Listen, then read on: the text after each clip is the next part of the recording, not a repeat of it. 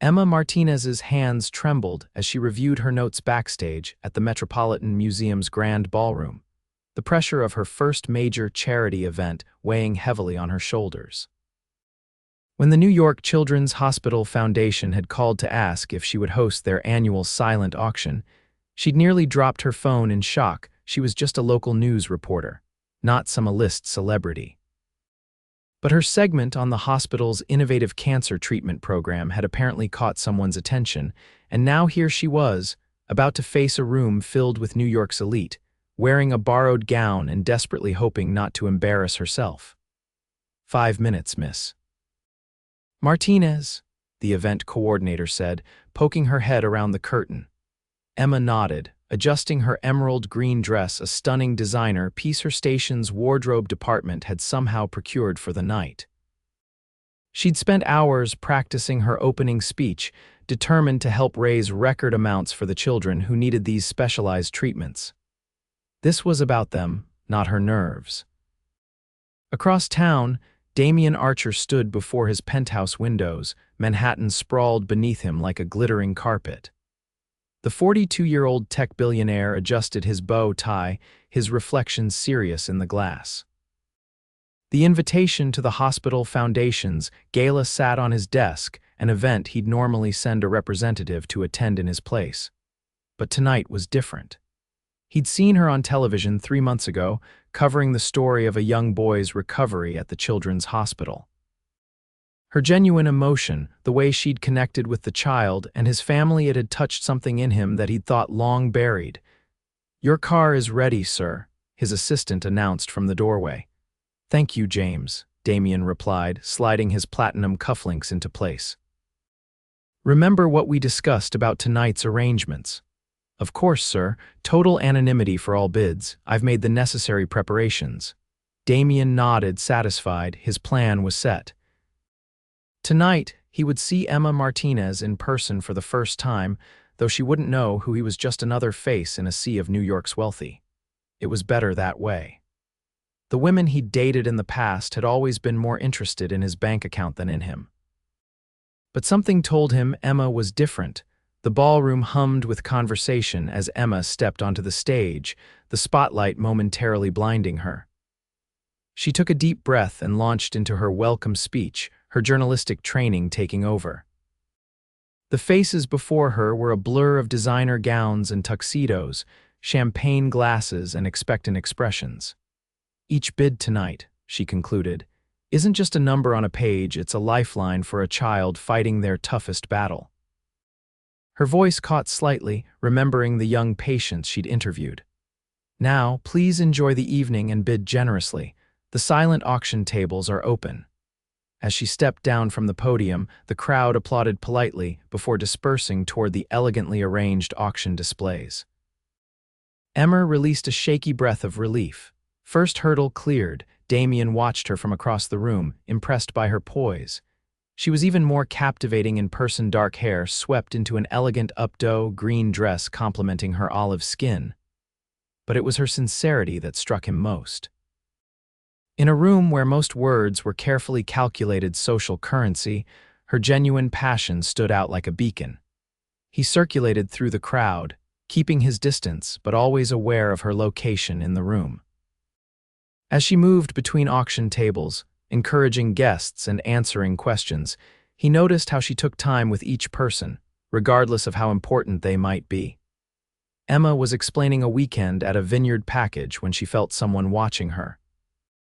She turned slightly and caught the gaze of a tall man in a perfectly tailored tuxedo. Unlike many of the older gentlemen in attendance, he seemed closer to her age, with dark hair slightly silvered at the temples and striking blue eyes. When their eyes met, he didn't look away but gave her a small, almost imperceptible nod, before turning to examine a display of luxury watches. Throughout the evening, Emma kept spotting him in the crowd, always observing quietly rather than joining the louder social circles. There was something intriguing about his reserved demeanor amid the flashy displays of wealth around him. As the auction progressed, Emma noticed something odd.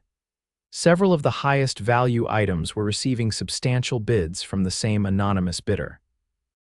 Not just generous amounts, the bids were often double or triple the starting prices. By the time she announced the final 30 minutes of bidding, whispers were circulating about who this mysterious benefactor might be. Do we know who's making these incredible bids? She asked the foundation director during a brief moment backstage.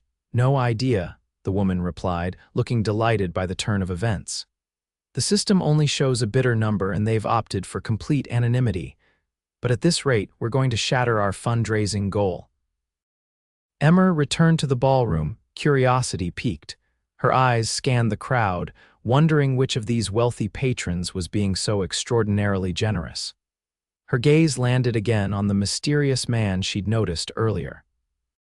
He stood alone now, his phone in hand, glancing occasionally at the auction tablets, making an impulsive decision. Emma approached him. "Enjoying the evening?" she asked, extending her hand. "I'm Emma Martinez." "I know who you are," he replied, his voice deeper than she expected. His handshake was firm, confident. "You did an excellent job with your coverage of the hospital's treatment program. Very thorough." "Thank you," she said, surprised by the specific compliment. Most people just mentioned seeing her on the morning news. "You've clearly done your research." "I don't believe I caught your name, Damien," he answered, but offered no last name. "Your speech was compelling. These children deserve every chance." "They do," Emma agreed. "Someone seems to agree particularly strongly. We have an anonymous bidder who's been incredibly generous tonight." She watched his expression carefully, but his face revealed nothing beyond polite interest. "Is that unusual?" he asked, "at these levels?" "Yes, whoever it is has already committed over $2 million. Damien's eyebrows rose slightly. "Perhaps they have personal reasons for supporting the cause." Before Emma could respond, the foundation director appeared at her side. "Emma, I need you for the final announcements. We're closing the bidding in 10 minutes. With an apologetic smile to Damien, Emma excused herself. As she walked away, she felt his eyes following her, and a strange flutter rose in her chest. There was something about him, an intensity beneath his controlled exterior, that intrigued her. The final tallying of bids exceeded everyone's expectations. The foundation had hoped to raise $3 million. They'd exceeded $5 million, with the anonymous bidder accounting for nearly half that amount. As Emma announced the staggering total, the room erupted in applause. "On behalf of every child who will benefit from your generosity," she said into the microphone, emotion making her voice waver slightly, "thank you from the bottom of my heart." As the formal part of the evening concluded and guests began to mingle more freely, Emma searched the crowd for Damien. She spotted him near the exit, apparently preparing to leave. Moving quickly through the crowd, she caught up with him just as he was collecting his coat. "Leaving so soon?" she asked, slightly breathless. "The night's just transitioning to the celebration portion." He turned, seeming surprised to see her. "I've never been one for crowds," he admitted. "I came for the cause, not the party." Emma nodded, understanding. "I'm the same, actually. These kinds of events are part of my job, but I'm always counting the minutes until I can kick off my heels." She paused, then added impulsively, "There's a little cafe around the corner that stays open late, much quieter than this. Would you like to join me for coffee?" Damien hesitated, and for a moment Emma thought he would decline. Then something in his expression softened. "I'd like that very much." 20 minutes later, they sat in a corner booth of a nearly empty cafe, Emma's painful heels tucked beneath her chair and Damien's bow tie loosened. The coffee was excellent, nothing like the champagne they'd been offered all evening. "So," Emma said, warming her hands around her mug, "what's your connection to the children's hospital? Most people don't attend these functions without some personal stake." Damien was quiet for a moment, as if deciding how much to share. "My younger sister had leukemia when we were children," he finally said. "She survived, thankfully, but those years shaped both our lives. Supporting pediatric cancer research has been important to me ever since." "I'm glad she recovered," Emma said softly. "That explains your interest, but not why you've been so mysterious. You never told me your last name, for instance." A small smile played at the corners of his mouth. "Does it matter? I suppose not," she conceded. But journalists are naturally curious. It's an occupational hazard. Tell me about your work, he said, smoothly changing the subject. How did you end up covering the hospital story? Emma recognized the deflection but decided not to press. The night was too pleasant to turn it into an interrogation. Instead, she told him about her career path from local newspaper to television, her passion for human interest stories, and how the children at the hospital had affected her personally. I went in to cover a new treatment protocol, she explained, but ended up forming relationships with these incredibly brave kids. They've been through more in their short lives than most adults ever face, yet they still find reasons to smile. As she spoke, Damien watched her with undivided attention that made her feel both seen and slightly vulnerable. There was none of the distracted half-listening she'd grown accustomed to in her dating life, men who checked phones during dinner or whose eyes wandered to nearby women. Their conversation flowed easily from topic to topic. Emma learned that Damien traveled frequently, had a dog named Maxwell, and preferred winter to summer. He asked thoughtful questions about her life and seemed genuinely interested in her answers. What he didn't share, she noted, were specifics about his job or background.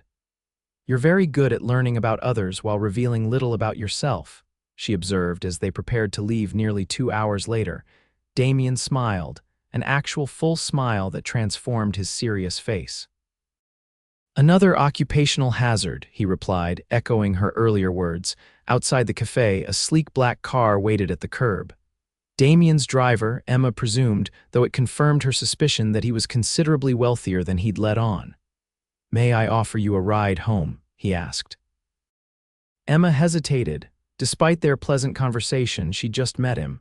I should probably call a cab, she said regretfully. He nodded, seeming to respect her caution rather than take offense. Of course. He pulled a business card from his wallet and handed it to her. It contained only his first name and a phone number. I've enjoyed this evening more than I expected to. I'd like to see you again if you're interested. Emma took the card, intrigued by this man of contradictions. I'd like that, she admitted. Good night, Emma Martinez, he said softly before stepping into his waiting car. Only after he'd driven away did Emma realize she still didn't know his last name. The following morning, Emma woke to her phone chiming with notifications. The gala had been a tremendous success, breaking all previous fundraising records. Her producer had already texted, wanting her to cover the story for the morning broadcast. As she scrolled through her messages, an unknown number appeared with a text that made her smile. Good morning. Thank you for the coffee and conversation. Would you be free for dinner this Friday? Damien, she typed back an acceptance before heading to her bathroom to prepare for work. As she applied her makeup, she found herself thinking about the mysterious Damien. There was something familiar about him that she couldn't quite place. At the station, Emma's day was filled with recording segments about the auction's success. During a break, she did what any journalist would do. She Googled Damien along with New York and business. The results were overwhelming: dozens of Damiens in finance, tech, real estate, and other industries. Without a last name, it was impossible to narrow it down. Her phone buzzed with another text from him, confirming details for Friday night. He suggested a restaurant in the West Village known for its privacy and excellent Italian cuisine. Emma replied, then hesitated before adding, I normally like to know a person's full name before going to dinner with them. His response came quickly. Archer, Damien Archer. Does that satisfy the journalist in you? Emma nearly dropped her phone. Damien Archer, founder and CEO of Archer Technologies, one of the largest tech companies in the world. His estimated net worth was over $11 billion. She'd actually done a segment on his company's innovative medical software last year, though he hadn't given interviews. Known for his privacy and philanthropy, he rarely appeared at public events. Satisfied but surprised, she texted back. You might have mentioned you're one of the most successful tech entrepreneurs in the country. Would it have changed our conversation? Emma considered this. Would it have? She likely would have been more guarded, more aware of her words. Probably, she admitted honestly. Exactly, came his reply. See you Friday. The restaurant Damien had chosen was intimate and elegant without being pretentious. When Emma arrived, he was already seated at a corner table, looking more relaxed in a navy blazer and open-collared shirt than he had in his tuxedo.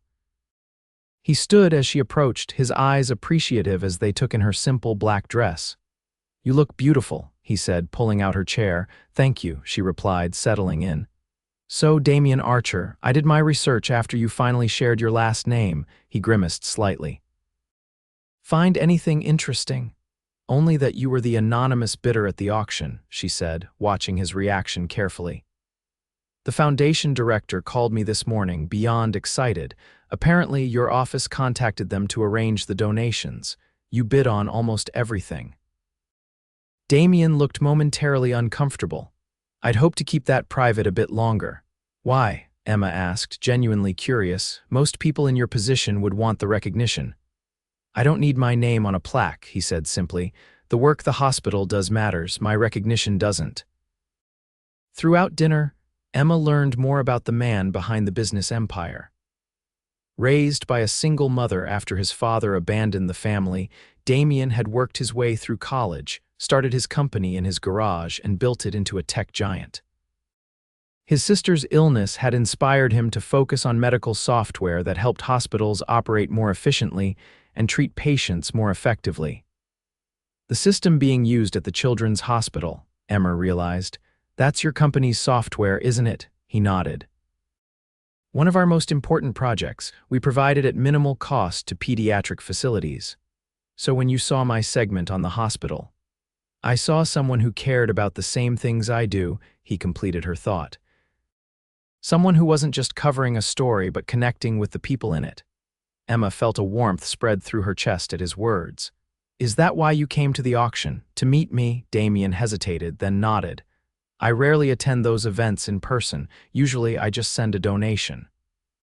But yes, I wanted to meet the woman who'd been so moved by those children that she kept visiting them long after her story aired."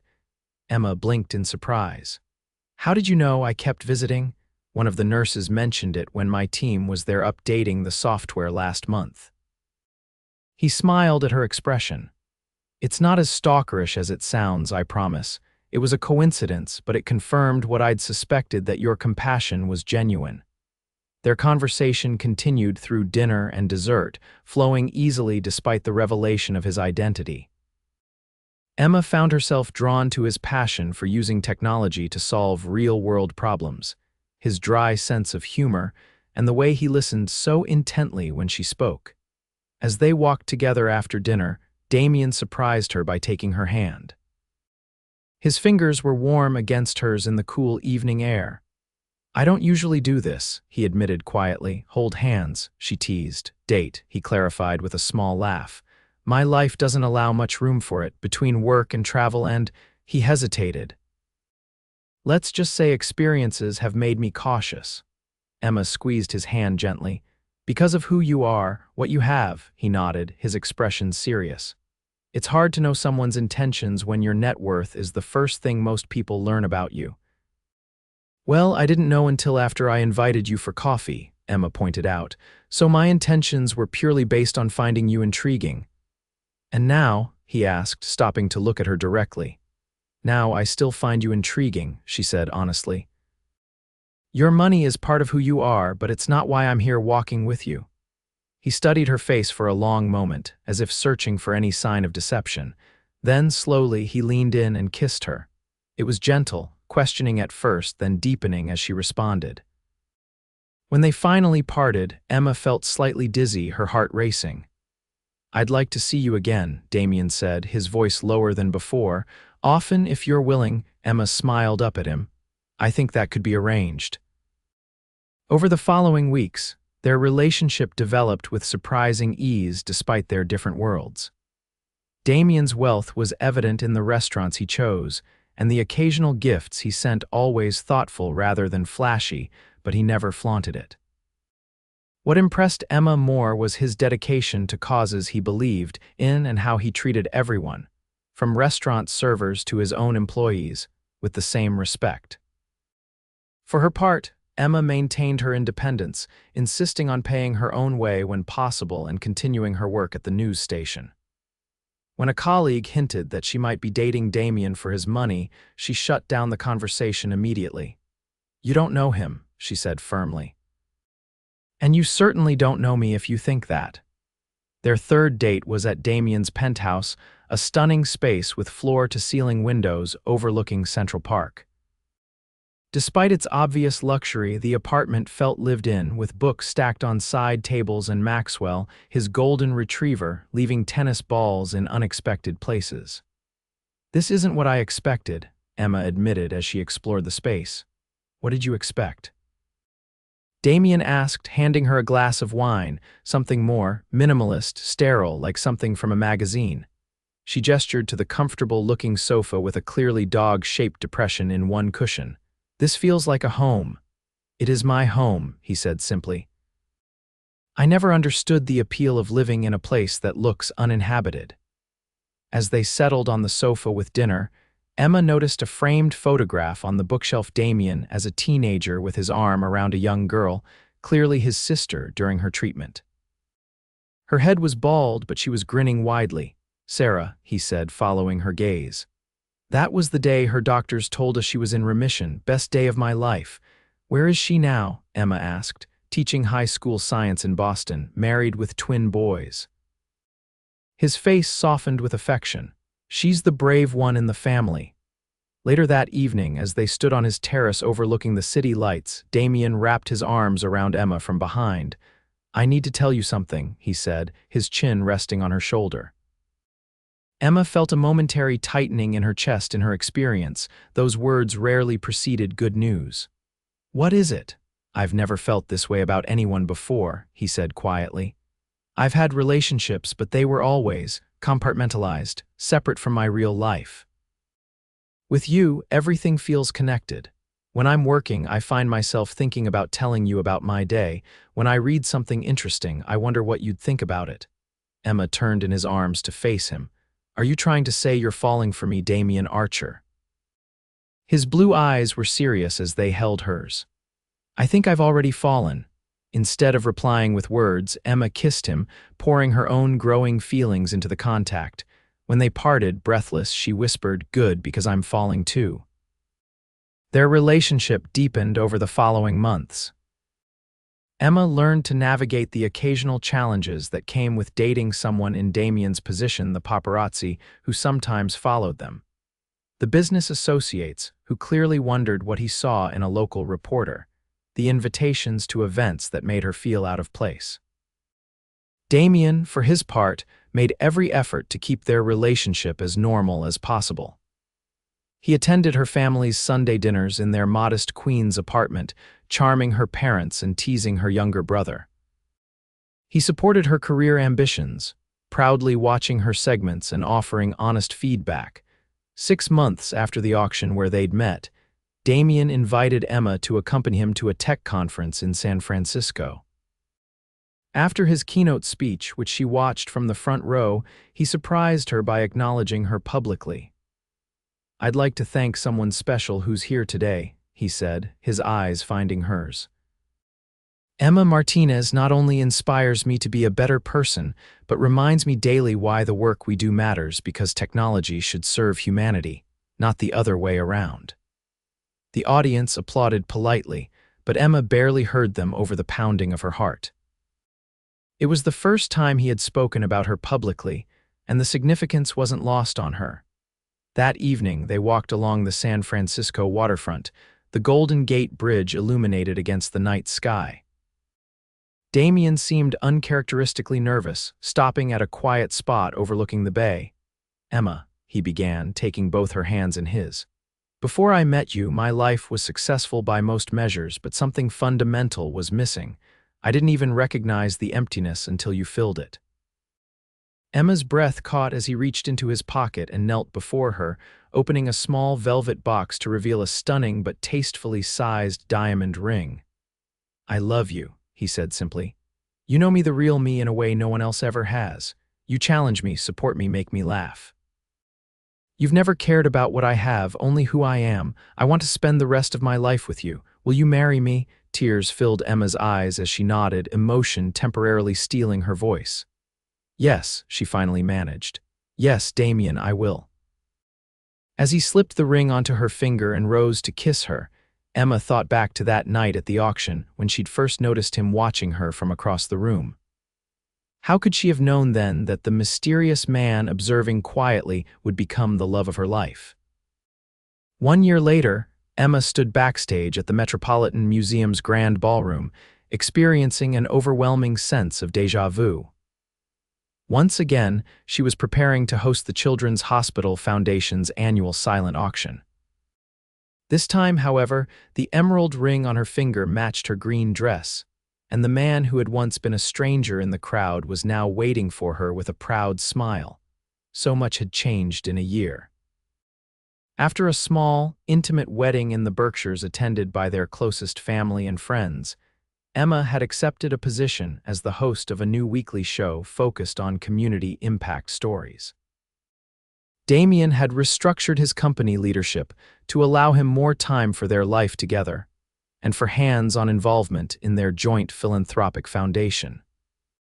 Tonight's auction was the first major fundraising event for the Archer Martinez Children's Health Initiative, which focused on bringing cutting-edge medical technology to pediatric hospitals in underserved areas. Damien's tech expertise combined with Emma's media connections had already made significant inroads in raising awareness and funding. "Ready?" Damien asked, appearing beside her and taking her hand. Emma nodded, squeezing his fingers. "Remember when you were just the anonymous bidder at last year's auction? You nearly gave the foundation director a heart attack with those bids," he laughed softly. "Best money I ever spent, it led me to you." As they walked out together to formally open the event, Emma marveled at the journey that had brought them here. From a chance meeting at a charity auction to building a life and purpose together, it wasn't the fairy tale she might have imagined as a young girl. But it was infinitely better because it was real, built on mutual respect, shared values, and genuine love. When she took the microphone to welcome the guests, her eyes found Damien's in the crowd. He gave her a small, almost imperceptible nod just like he had that first night, and Emma felt the same flutter in her chest, only stronger now and filled with certainty. "Welcome to tonight's auction," she began, her voice clear and confident. "Together, we're not just raising funds, we're changing children's lives." She paused, sharing a smile with her husband. "And sometimes in the process, we end up changing our own."